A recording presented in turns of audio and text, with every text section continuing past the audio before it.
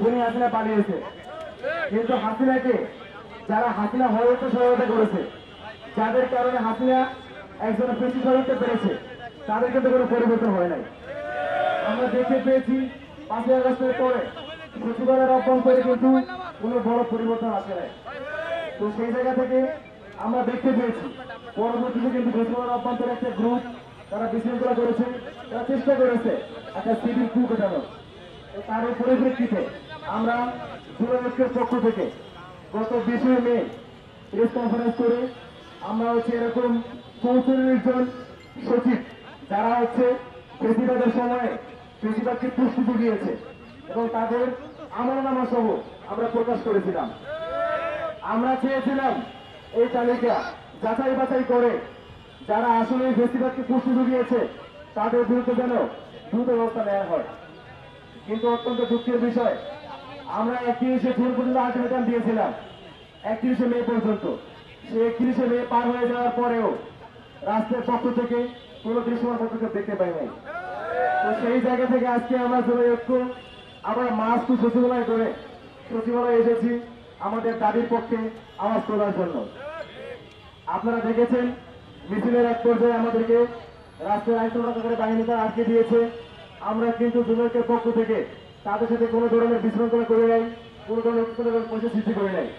আমরা কিন্তু অত্যন্ত শান্তিপূর্ণ উপায়ে এখানেই অবস্থান করে যেখানে 114টা জারি করা সেখানে আমরা ঢুকে মিছিল নিয়ে আমরা আমাদের সংগঠন ভাইদের এখানে রেখে আমরা একটা ক্ষুদ্র প্রতিনিধি দল 5 সদস্যের আমরা ভেতরে গিয়েছি, ভেতরে গিয়ে কথা বলেছি।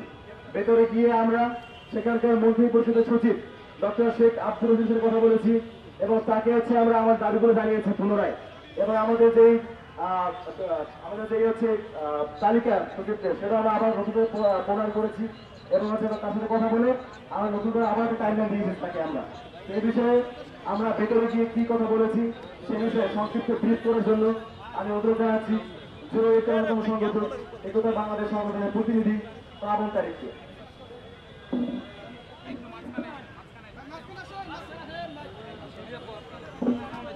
সম্মানিত সাংবাদিক ভাইয়েরা, আমরা জুলাই ঐক্যের পক্ষ থেকে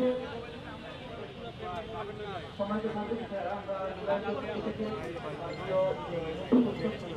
সাথে দেখা করেছি।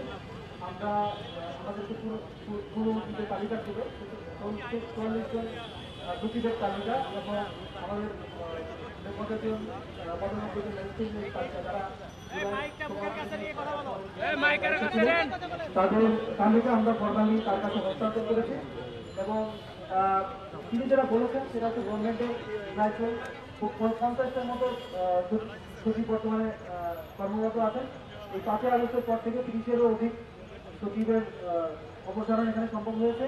বাকি কিছু আছেন তারা এটা নিয়ে কাজ করছেন এবং আমরা ফরমালি কিছু তালিকা যেহেতু দিয়েছি তারা সেটা নিয়ে কাজ করবেন সেটা বলেছেন এবং তারা বলেছেন একটা কমিটির কথা বলেছেন গভর্নমেন্টের সেখানে উপদেষ্টারা জড়িত, তারা সেই বিষয়গুলো ডিসিশন নেন এবং তারা বলেছেন যে তাদের সাথে আলাপ আলোচনা করে তারা এই বিষয়ে সিদ্ধান্ত নেবেন এবং তিনি বলেছেন যে আরও কিছু সময় চেয়েছেন তাদের ব্যাপারে এবং আমরা যখন আমাদের কাছে সময় চাইলেন তখন আমরা বলেছি যে যাদের বিরুদ্ধে স্পষ্ট ফৌজদারি অপরাধ অর্থাৎ বিভিন্ন ধরনের মামলা হচ্ছে। আপনারা জানেন যে সাতক্ষীরা যিনি ডিসি ছিলেন নাজমুল হাসান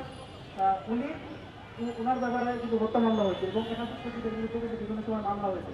আমরা তখন বলেছি যে যাদের বিরুদ্ধে মামলা হয়েছে তাদের ইমিডিয়েট অবদানের জন্য তখন কিন্তু বলেছেন যে আমরা কিছু সময় দিচ্ছি এবং তারা আমাদের কাছে কিছু সময় পেয়েছেন এবং উপকূলবর্তী যে শিশু সচিবালয় যে তারা অনুসরণ করেছেন সরকারের কাছে তারা সে বিষয়ে বলেছেন। তো আমরা মনে করছি যে তাদেরকে আরও কিছু সময় দেওয়া প্রয়োজন এবং এর মধ্যে দিয়ে আমরা আমাদের রাষ্ট্রপতির যে নমিনেশন সেটা আমাদের গায়ে রাখা দরকার।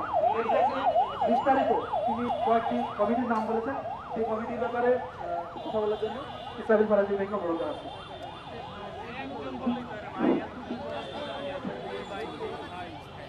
সাংবাদিক ভাইরা, এখানে আমাদের যে মিটিংটা ছিল আপনারা সবাই দেখেছেন, মিটিংটা আমরা বিস্তারিত বলবো না। আমাদের যে নোটটা জনপ্রশাসন সচিব দিয়েছিলেন যে এখানে সমস্যাটা ছিল কোথায় আমরা জানতে চেয়েছিলাম। নাজমুল আহসান একজন স্বীকৃত যে কাজ করেছেন 2013 সাল থেকে 2016 সাল পর্যন্ত সে সাতক্ষীরাতে ছিলেন।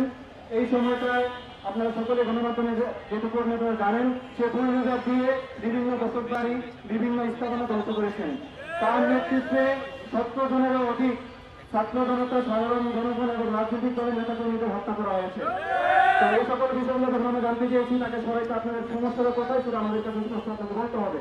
তো সেই হিসেবেই চিকিৎসা সচিবরা জানিয়েছেন এই বিষয়টা মূলত মন্ত্রী পরিষদ ক্ষমতা অতটা নাই, এটা উপদেষ্টা পরিষদ যে গঠন হয়েছে সেখানে জনপ্রশাসন বিষয়ে একটি কমিটি করে দেওয়া হয়েছিল।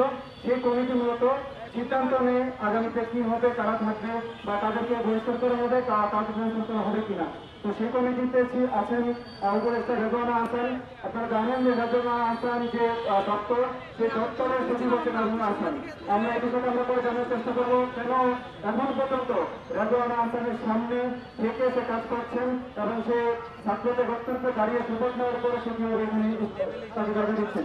দ্বিতীয়ত আছেন সালাউদ্দিন আহমেদ, অর্থ উপদেষ্টা তিনি সেগুলো ছিলেন, ছাত্র উপদেষ্টা আছেন মাহবুব আলম এবং মোহাম্মদ ফজল কবির খান। এই 4 জনের নাম আমরা এখানে জানতে পেরেছি। তারা মূলত তারা ট্রান্সফার হবে কিনা বা কি হবে সেই বিষয়টি নিয়ে তারা আলোচনা করেছেন।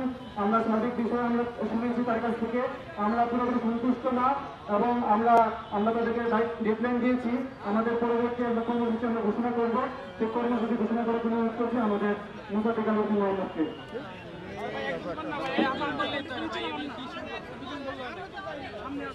উপস্থিতি আমরা বিশ্ববিদ্যালয়ের যে মন্ত্রী পরিষদ সচিব ওনার সাথে সাক্ষাৎ করে বলেছি যে 19শে জুনের মধ্যে আমাদের যেই দাবিগুলো আমরা তাদেরকে জানিয়েছি যে সচিবালয়কে ফেস্টিভ্যাল মুক্ত করতে হবে, সেই ব্যাপারে তারা 19শে জুনের মধ্যে পদক্ষেপ গ্রহণ করবেন। যদি তারা সেটি না করেন, আমরা তাদেরকে এই দাবিটি জানিয়েছি, যদি তারা সেটি না করেন তাহলে পরবর্তীতে সংবাদ সম্মেলন করে আমাদের পরবর্তী কর্মসূচি হবে। আজকের মতো কি এখানে শেষ?